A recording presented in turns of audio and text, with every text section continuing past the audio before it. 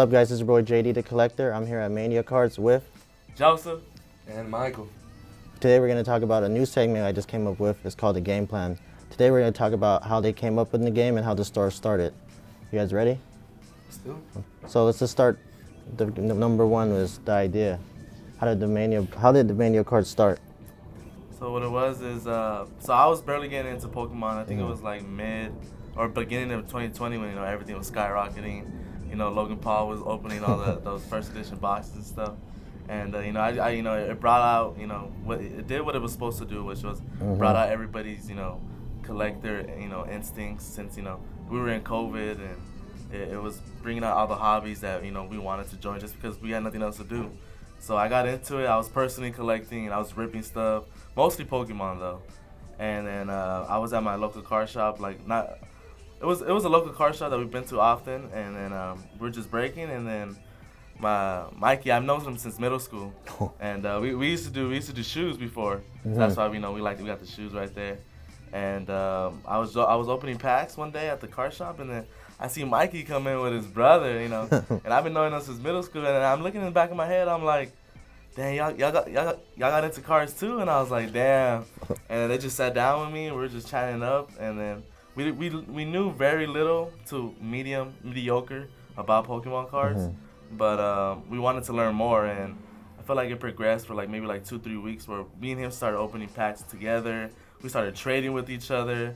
We would be on Facebook, OfferUp, stuff like that, just going crazy.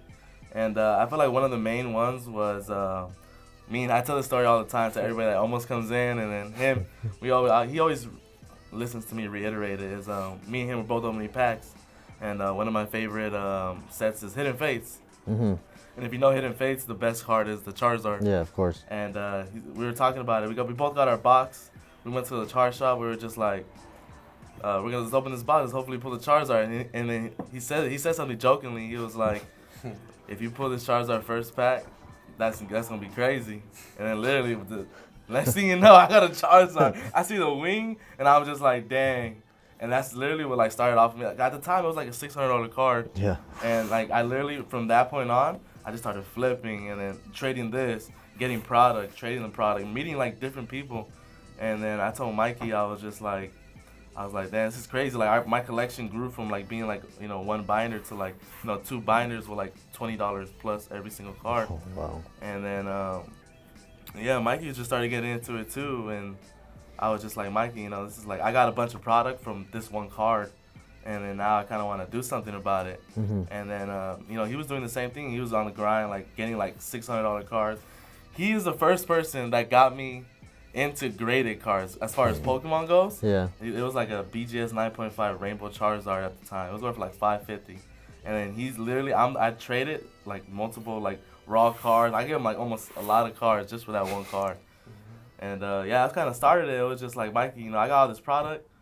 Let's try to make it happen. And then he was just like, do it. We've done business before as far as shoes go. So we knew what it was gonna come with: a lot of money, a lot of effort, a lot of grinding. Yeah. And we were used to it. We've done it before as far as shoes. So we were just let's try it out with this. And then it kind of just sparked something. Shoot. Yeah, it was crazy. So how about It's like he says, man. It's insane to just be in the position that we are now. Just because I walked into the LCS, I see Joe, I with my brother, and I'm like, but keep in mind we go way back since middle school, playing baseball days. We used to do sneakers and business together, and then kind of after high school, after graduation, kind of stopped talking for a bit. But, people lose touch, life goes on, everybody does their thing, and then to rekindle that friendship, that connection, that business mindset, that partnership through cards, it was a blessing. The opportunity was there. We were doing all these deals. You met so many different people. The networking that you do in the hobby, the grind. A lot of people are really passionate about it. Exactly. Something that we were doing, a lot of trades, and it was just cool to be a part of it. The people we met, driving places, it was fun. And then just to be a part of it was crazy. The idea came about and kind of just rolled with it. And that's how the store came about? Just like that. So let's talk about because you guys say you guys are in the sneakers first, right? Yeah. So the transition from sneakers to cards, it was kind of simple, right? Just because it was the same, I guess, general idea, just flipping until you get to that point. But did you guys see any challenges in actually from actually doing shoes into sports cards? I saw so what I saw from my perspective, it was like there wasn't no challenges. There was just a lot of differences, right? So like when with the hobby, I felt like you had to build connections with people in order to. With shoes, you do as well, but like everybody's in it for the same reason. You know, they're trying to flip it. At least with cars, there's different sections, right? You know, it's you have your flippers, you have people who have shops, you have different people, just IPC this, and you have the kids, you know what I mean? So there's like so much stuff. There's like so much compassion for cars than there is towards sneakers. One of the challenging parts, at least for me when we first started, was learning the market. Because I was new to the market, you know? It's like with sneakers, kind of just over the years, you kind of learn like through trials and tribulations, going to events, sneakers. Yeah, of course. It's all a journey, and then that's kind of how it started with the cards, going to events, like making those trades with people, and you learn the market as you go, and you get better as you progress. Yeah, and then exactly. I feel like being in sneakers, like sneakers essentially is like a flipping game. And cards, if you view it like that, it can be viewed as well. There's like you said, there's more compassion to it. Yeah. It's like the thing that I've noticed between sneakers and cards is that nowadays sneakers, I feel like, has become primarily more about the money nowadays, which is not necessarily a bad thing because, a lot of people do make a living out of it, and I get it. It's a grind, it's a hustle, the opportunity's there. But it's just for sneakers, it got to the point that if you don't have a bot, if you don't have connections, it's a lot of harder. stuff is backdoor. Like, I worked at Foot Locker for 4 years. I saw how the game changed throughout the years. And it was just like going into cards. It was like you said, the compassion about it. It was completely different. Yeah. Like, it's not just about the money. It's like, especially for Pokemon at least. Like you see a Pokemon and it's nostalgic, takes you back to your childhood days. It's something you can connect to. And others from the outside looking in, they might be like, this is just a Pokemon card. What's a Charizard gonna do? But growing up, like a Charizard, that's a Charizard, bro. Yeah. It's like one of the strongest Pokemon. And it's like, it's crazy, bro. It's all about perspective. It's all about what you want to get out of it. And it's amazing, bro. It's amazing. And then let's just touch back to the sneakers. The reason why I think the card game the hobby is more stronger is just there's a show every week, right? The community is there. I mean, it's less drama in the sneakers game, but in the hobby, I just feel like everybody's able to just come in together every week, especially in LA. We have a show. We have 2 shows this weekend, actually, right? Then the following week, we have another show. So it's just, you just build this relationship every week. You see the same people, and to the point where you just start networking, right? So let's come up to the team. Now let's talk about the team, how you guys all came about. There's actually, 4 or 5 of you guys actually on the team? Yes, there's 4 of us on the team. It's we got me, Joseph, we got Mikey, we got Hot Hands DK on the live, and we got Richard in the background as well, doing the live, doing everything.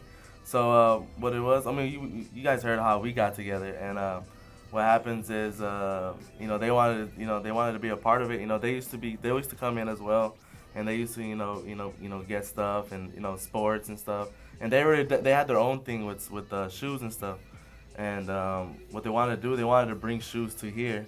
And that was one of the main things that we saw that was something different, we were doing the cars, we were doing the sports, and we wanted to bring something new, we wanted to bring more people that come in as like they'd be like, oh, you know what, I do want to buy some cars, or I do want to buy a pair of shoes, or it all connects, shoes and cars kind of go together for the most part. Like people who like cars, often tend to collect, something else. Yeah, of course. And so we brought them on, and they've been a big help, and they brought on the shoes, and they slowly got into. We slowly taught them, and then they bursted out going crazy.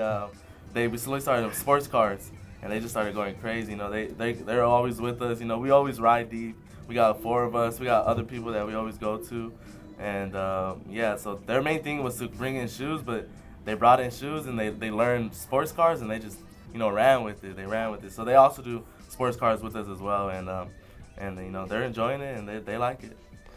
So he just hit it right on the head. The question I really wanted to ask was, but it's very important that the people you guys have on your team plays a certain role that helps you guys grow as a unit, right? So let's talk about this.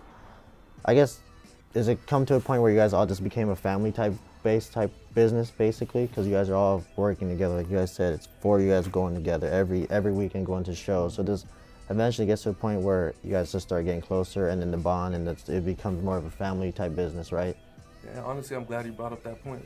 I feel like in your team, you shouldn't see it as like obviously is the business side of it, but as a team to progress, to be a family, like that's a good way to put it, because sometimes I see them more than I see my own family. Yeah, of course. And with them, we're with each other for hours. We, like you said, we go to events. We go to events like Pachanga. We stay over there. And that's like also like a bonding experience. Like honestly, just in that, going out to eat, driving out to shows, those card rides, those long hours behind the scenes before we open the shop, after the shop. That's all a bonding experience that just brings all of us closer. And it's all a blessing. Like it's crazy because when they first came in, kind of came in as strangers, you know? Like I didn't really know them. They knew, like, we all meet through mutual friends. Of course. That's how we met. And then it's crazy how somebody that walks in through the door could turn out to be someone that I would consider like close brother type family thing to me, you know? And in school was like, I've known Joseph my whole life. And it feels like I know them my whole life. Just the fact that we've been in business together is just growing and bonding, and having that in your team is crucial. So, especially due to the fact that we're all really young. Yeah. We're insanely young. So all this comes with trials and tribulations. The young age that we're going, the entrepreneurship is gonna come with mistakes. And it's all this, what matters is you do those mistakes and you learn from it. You grow, you push each other. Because right now it's like, what we're trying to do, I give ourselves a lot of credit for even trying, because it's hard. It's not easy. And it's, like I said, it's all a learning process, and I hope to continue this for as long as we can, for years to go, and keep growing and strive to reach the top, you know, because it's not easy. But I agree. So that goes to my next point, the groundwork, the stuff that people don't see behind the scenes. Just open up a store. How do I say this? People don't understand the hours you guys probably put behind the scenes, like you said. You know, it's hard running an Instagram. This is, I know it's not basic, but running Instagram, but opening up a store and running it to a point where it's efficient is insanely challenging. So just talk about just the challenges you guys had just opening the store. Like, what was the biggest thing you guys had to start, like the biggest challenge you guys had to face so far? I would say one of the biggest challenges that I could really think of was the networking aspect. Starting off, especially considering since we were new into it, was making those connections. That's why I feel like we really strive in going to the shows, and we try our best to go to every show that we can, just because you never know who you'll meet. And that's the blessing of the hobby for sports cards. For a lot of people, and Pokemon cards, this TCG in general. And it's like, for a lot of people, it is a hobby. But the ones that are really in it, there's more to it. Yep. And then it brings in a lot of different people that have a lot of different backgrounds, and you'll never know who you'll meet. And going out to those shows, networking with people, like you might meet somebody that's all these connections in Pokemon, and that could lead to all these new gateways. You go to a different show, you meet somebody that has connection in sports cards, specifically basketball, baseball, Magic the Gathering, Yu-Gi-Oh, all of that. Yeah. Because that's the blessing about like cards. There's different markets, and everybody is specializing in certain different things. So then to go out to those shows, you learn, you network, and that's like one of the challenging parts. It's not easy to go out there to shows, put yourself out there and meet people, because you put yourself in a vulnerable position. Like, you got to go introduce yourself, try to be the best version of yourself, and sometimes you don't know what somebody's has going on in their day, like in the behind the scenes, something that you don't see. So it's always important to go, like, when you do go to meet people, try to be the best version of yourself and try to get the best out of them. Then you build that connection that just could eventually lead to a network that you can run with for so long, and you create those partnerships, those friendships, and eventually it creates like a family tie, like a family bond, where you all try to like help each other grow. And that's the hard part though, because it's like I said, it's not easy to really put yourself out there. Exactly. And that's like one of the biggest challenges that I would see, really putting yourself out there. I was gonna say one of the main things I forgot to say earlier was one of the challenges was so when we started the shop, it's crazy. All I did was make a flyer, right? I put the address on it. I put the time. I put the day, right? And one of the main things I did forget to say though, we put this all together within like 2 weeks, right? The shop was literally one glass case and one thing, and literally everything else was just like empty. There's nothing that we see like what it is today. It was literally one glass case and one little thing that had product on it from like our personal. Like most of the singles that we in here first day was from our personal. And I was also gonna say so like one of the challenging parts was, you know, we had our networking was okay, but I felt like, you know, the community actually came out. Like we didn't expect like the amount of people. I mean, not saying we had like a tremendous amount of people the first day, but like literally I made a flyer and we posted it all over the place as far as Facebook, all in the area, community, and a lot of people from the area actually came, and that's why we're very big on like people around this area, especially in the Inglewood area, because not everybody. A lot of people have a negative connotation to it, but this is where we grew up, so I feel like that's one of the main things to like why we love doing it so much, because we're in a place where we're in the middle of where we grew up. Like I could drive 1 mile, less than a mile, and I'm at my house. He could drive less than 1 mile. He's at his house. So it's like I felt the community brought us all like together as far as like on the first day, because we put together like in a week. It was literally one glass case that me and Mikey put in together, and it was literally like we built like a small glass case over there, and just to have like I think like maybe like 20-30 people showed up first day, in and out, not all at the same time, but in and out.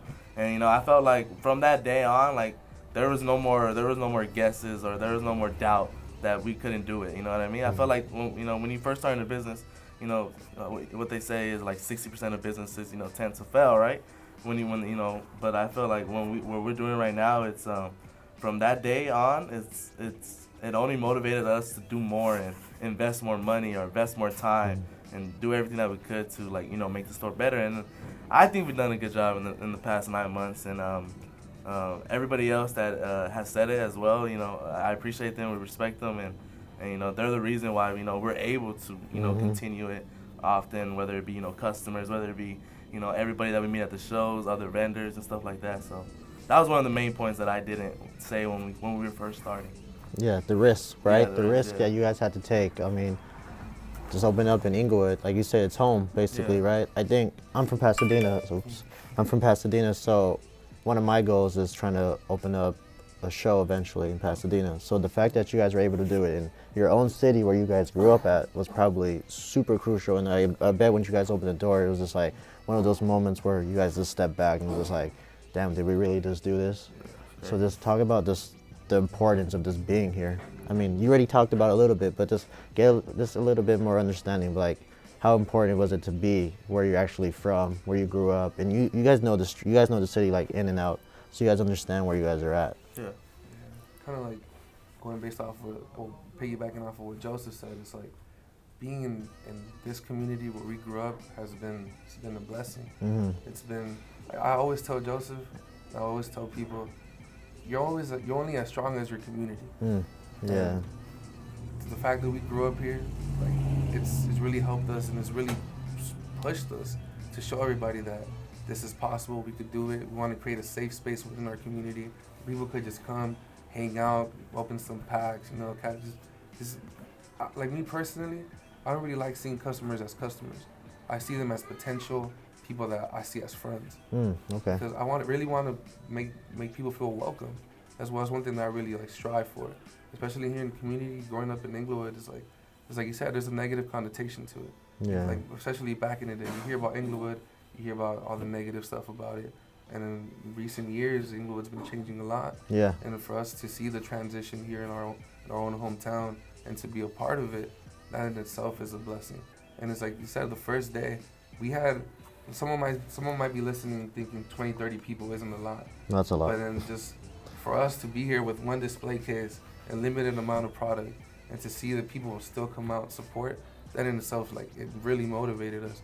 It showed us that if we put in more effort, invest more, then the opportunity is there, and we rolled with it. We strived every day. Like through the first month, there was good days and there was bad. Of course. Even then, there's always going to be good days. There's always going to be bad days.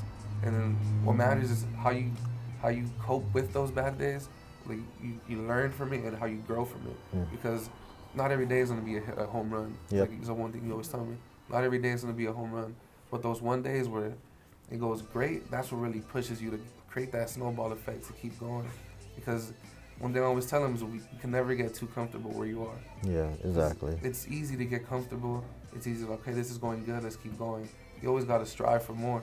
And then that goes back to always believe in the idea of providing a service to the community that you're in.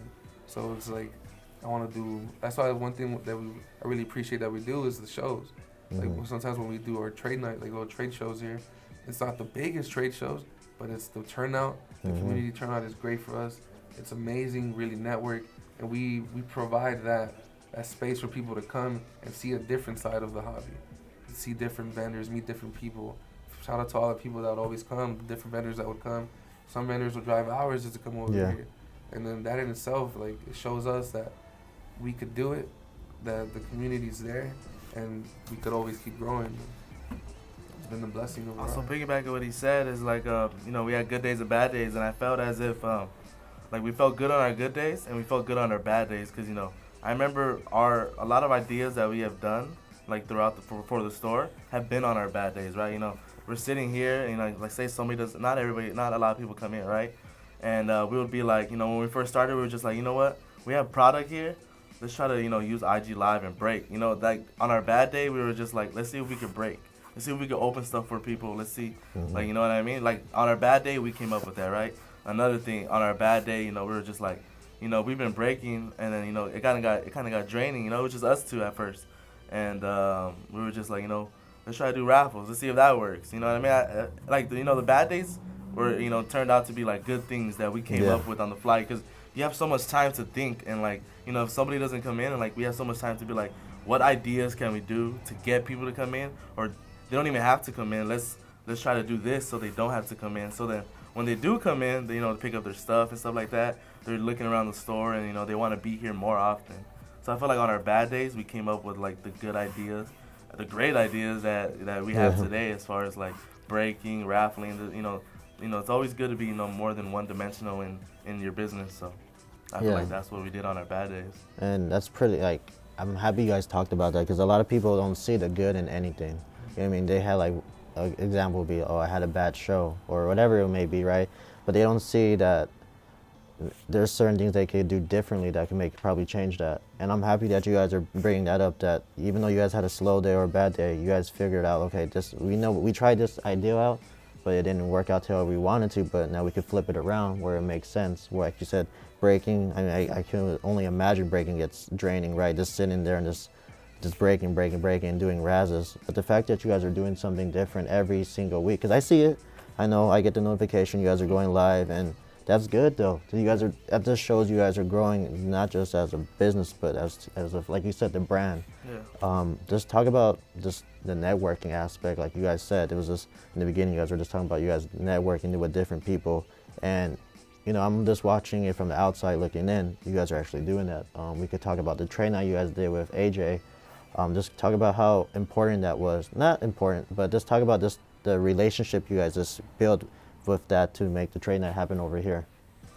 So I'll start off first. So the way we met AJ, it was pretty cool. You know, before we got into this, you know, I did deals with you know, mutual friends with AJ. You know, shout out to Kevin, and you know Kevin, you know, introduced, you know, Kevin saw that I had a shop, and, you know, he brought AJ. You know, AJ is his friend, and you know, AJ's the type of person that, you know, you're gonna you know, do anything with him. You know what I mean?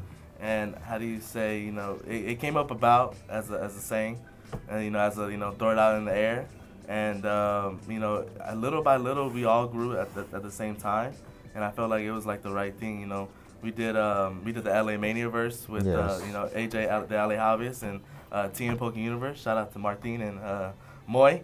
And you know, I think it turned out great, and you know, from the first show, like, we had, like, you know, people from, you know, just like you say, you know, a lot of people are, you know, from the OC, or, you know, from different places. You know, they had to come, you know, a long way from here to get here, and we appreciated everything that, you know, everybody did to, like, either drive all the way over here, you know, and you know, it shows that, you know, me and Mikey and, you know, our team, you know, put a good impression on everybody in the hobby. You know, everybody was in the hobby, you know, years probably in, and, you know, some people are like, knew more than us, as far as, like, you know, I know this person, I know this person, you know, and then we didn't know anybody, and then we started learning them, and then we were just so happy that they were able to, whether it be buy a table or, you know, just to come, just to say what's up, you know, we appreciated that.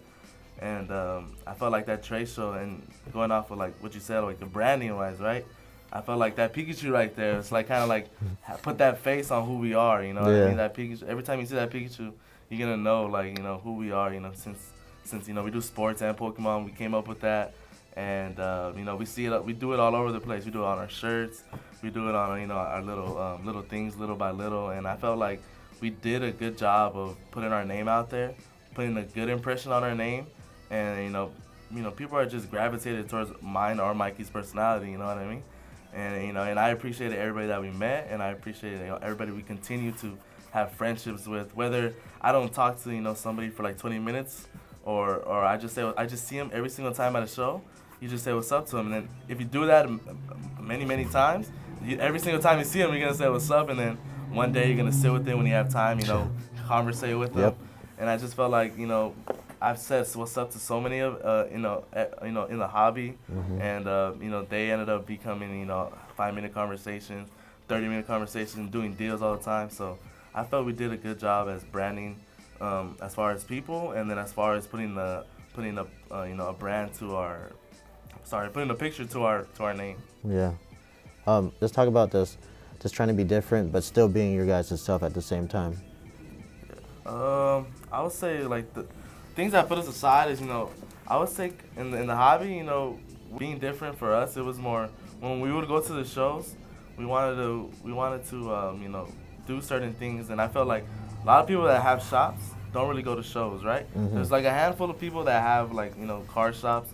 I mean, I would consider us, like, you know, kind of like, you know, getting better at being I mean, we are a car shop, but as far as, like, you know, people that are, you know, all they do is stay at the car shop, and then they don't always go to the shows. But I felt like us going to the shows, and you know, a lot of people that don't have car shops, like, they can't go to the shows. So I feel like us going, and there's like certain car shops that I know that go as well, but there's very little, like a handful, right? You know, everybody's kind of individual, or they have one person that's a partner and stuff like that.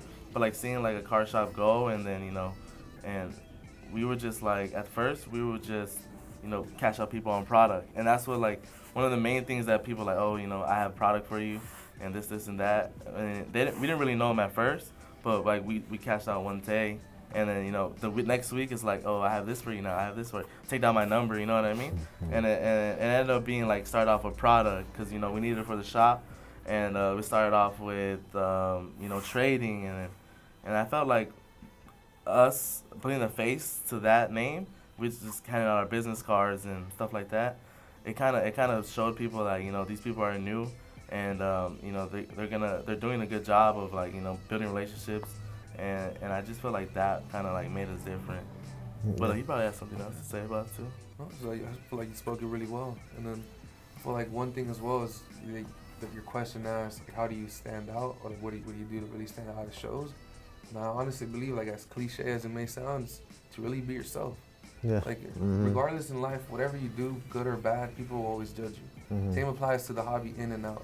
So it's just really being yourself. So the ones that really vibe with you, the ones that really, like, see you for who you are, for your intentions, those are the ones that, the connections you'll build. There's always going to be people that will, so, you never know. You never know. Exactly. I'm not saying anything, you know. But I feel like really being yourself, really going out there, striving your best to be your best. Like I said previously before, it's the ones that vibe with you will vibe with you. Yeah. The ones that don't, no hard feelings. Keep it going. Everybody has their own intentions in the hobby, and that's the blessing of it. Yeah. And it's so diverse. You see people. You have the specific breakers. They have the like razzes. You have so many different variations. And so that's the cool thing about it. Everybody has something to offer. And I feel like sometimes people get so focused on trying to, you know, like, not be themselves. And then being you is what it's all about. Yeah, my whole thing is I just try to be me as much as possible. I'm not trying to show out or anything like that, try to cause noise or anything. I just let my work do the talking for me. And that's how I see it too. It's just being me. I mean, I'm not gonna, like I said, go crazy or anything, but just being authentic, you know, that would attract people. Like, okay, this guy's not trying to, no gimmicks or anything. He's just who he is, and that's how it should be. Let's talk about the future, what you guys are planning. Well, let's talk about the shop. What are you guys' plans? I mean, I can see it just growing and growing because you have so much space that the camera's not seeing. But just talk about what's the next move, maybe your plans for the next year or so with the shop. I feel like to have us, obviously everyone has like I wouldn't say an end goal, but the overarching goal is to always keep improving. Yeah. And as kind of like you said, though, during those bad days, you come up with good ideas. And not to say every day is a bad day, but you never know what's gonna come about. You never know what one certain event or one day, like what might spark. So I feel like just keep it going, keep it pushing, and then you see what comes, and always try to improve the shop in whatever way we can. Yeah. So it's like to have one specific ending goal, I would be lying, because you never know. Yeah, that's true. You never know. Stuff changes, stuff happens, good or bad. So the overarching goal is to keep improving, but you never know. I would say probably just maybe just expanding the shop and then making it look a little bit better, as far as like more room and stuff like that. I seen it grow to where the point where you would come into the shop, you would get what you want, and then you would leave, or you would talk to us and then you would leave. But now it's kind of like we have kids that from the middle school that we used to go to come over here, and they'll be like they'll see us playing, they want to play a game. They want to say what's up. We have a table right here that people, can do trades and stuff. And I think, a lot of people ask us the question, are you going to do Pokemon tournaments? Are you going to do Yu-Gi-Oh tournaments? And I feel like once we learn that aspect of like that, we have enough space to provide that. And I feel like that's going to be like one of the things that we try to strive towards, is learning that, whether it be, I know with COVID kind of like stopped a lot of tournaments and stuff. Yeah. But I feel like that's one of the main things, and then, opening the shop more and so people can see more, because, we don't have the shop as open as far as when we do trade nights, right? We open up everything for the trade night because we need that space. And I feel like there's so much space, so much potential, and I feel like, within the next year, whenever we can, is that's gonna be the main goal, is expanding. Expand enough to where, like right now, like we're running out of space because we have a new Funko wall, like that's just brand new, and we need more glass cases. So it's stuff like that making the shop look better, and expanding it in that way. One of the things I like was you guys said a tournament. No one's not doing that either. I mean, I know a few shops are doing not really, but you guys are doing tournaments. You guys even have the FIFA going. The fact that I think what you guys, I went to Bleecker in December. It's a store in New York. The vibe over there was this. You guys know the Hundreds, right? Yeah. The Hundreds, the clothing brand. Oh yeah. The Supreme, Fairfax, and all that. Yeah. The vibe that you guys could create is like a chill vibe. When I walked in just now, I was like, okay, I could probably hang out with them for hours, just hanging out and just talking.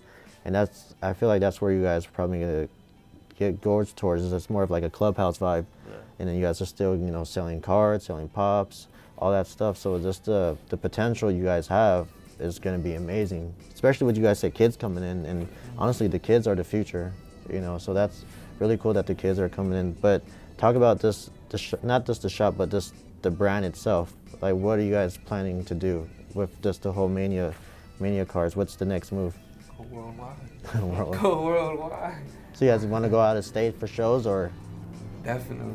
I'm actually glad you brought up that point. It completely set my mind. Like, once again, shout out to Kevin, a good friend of ours, and then he always brings up the idea of going out to different shows. Mm-hmm. I know, like in the last, I think it was 2-3 months ago, there was a huge show in Philly, and I was like, that'd be cool to go to Philly, like, to go out there, and you never know what the different card markets have to offer. Yeah. So definitely in expanding and going out there, that'd be like, that's a whole new ballgame. Mm-hmm. There's a specific person in the hobby that I see that doing a lot, and that's the person that runs the Las Vegas card show. Oh yeah, he's I everywhere. always see him over here. Yeah. And it's just, it's like going to different shows and all that. That's cool, man. It's something that you never know who you'll meet, the networking that you'll do. Yep. And then, like I said, somebody in Philly, they might have different cards than somebody here in LA. Yep. And you never know what you'll find. You never know what you can bring back. And it kind of keeps how do I put this? The flow of the cards won't be just in SoCal. Yeah. You'll bring stuff from external, outside different states, maybe even outside of the country. You never know. Yeah.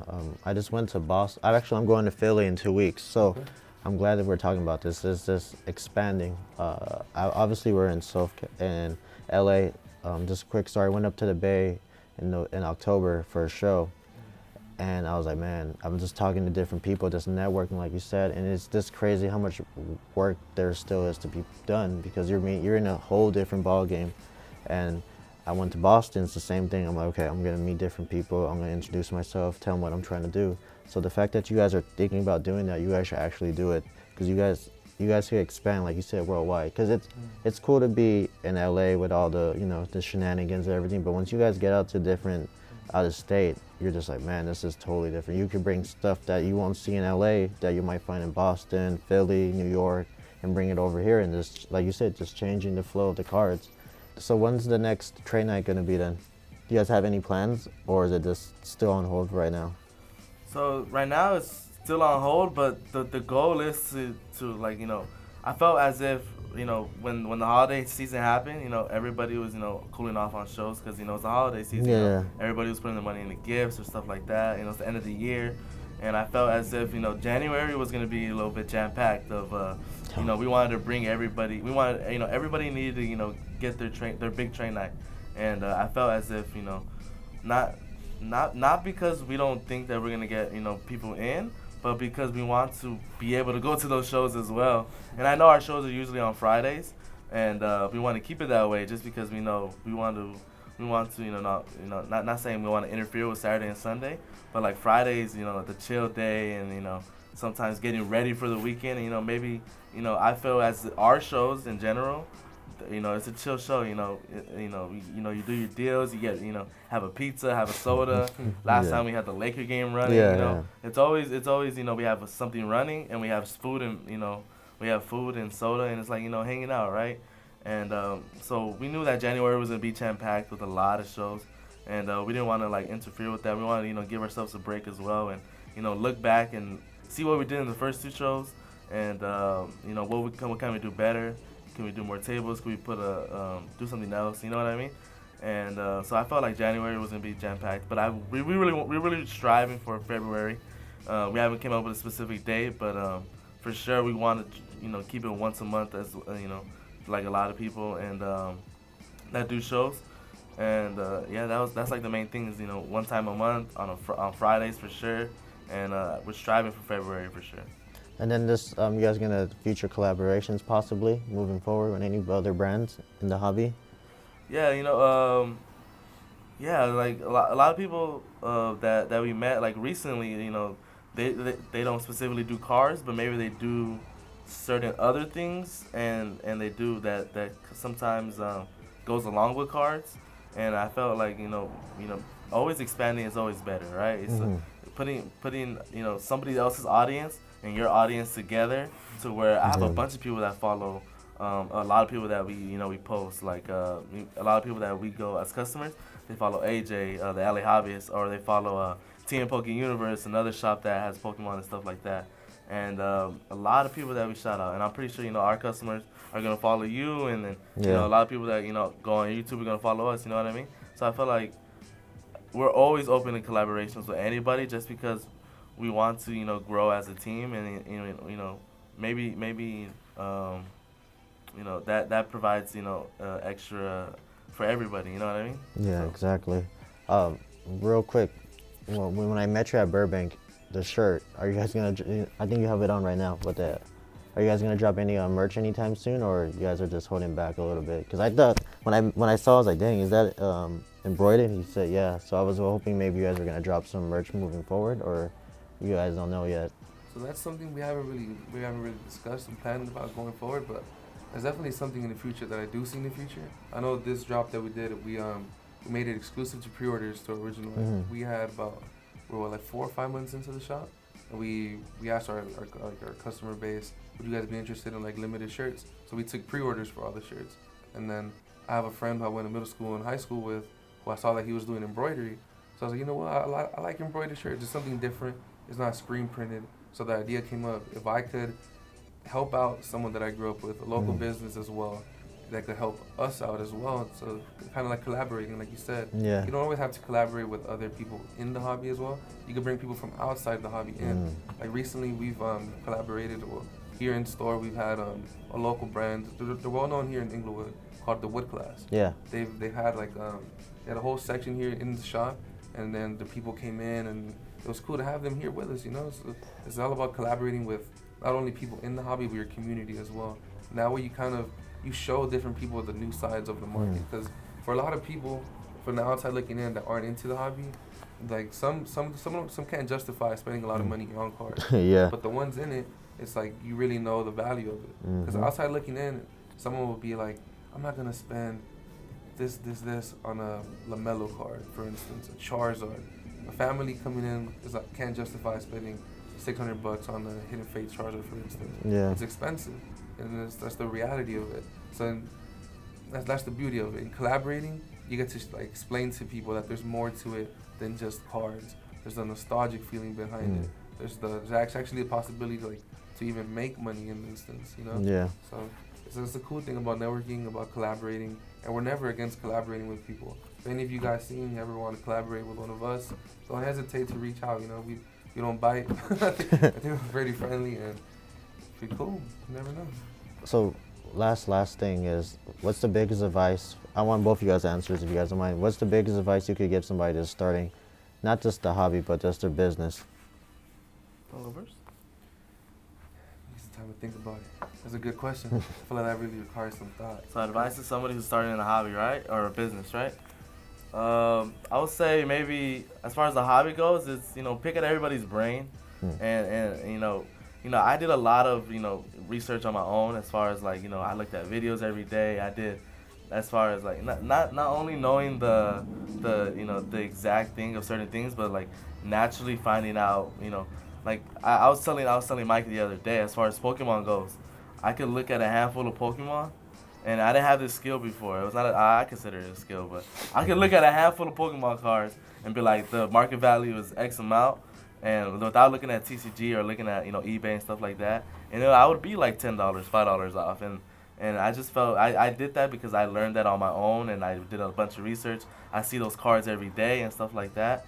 And my advice to people is pick at everybody's brain, whether it's somebody that you know a lot, whether it's somebody you're doing a deal with, and do your own research is the main thing in the hobby.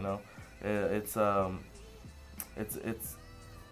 if you're gonna put your money somewhere, whether it be PC, PC don't matter, but if you're gonna put your money and you want to do it for as far as investing wise, you need to do a lot of your own research and a lot of intuition on what you think is gonna go up.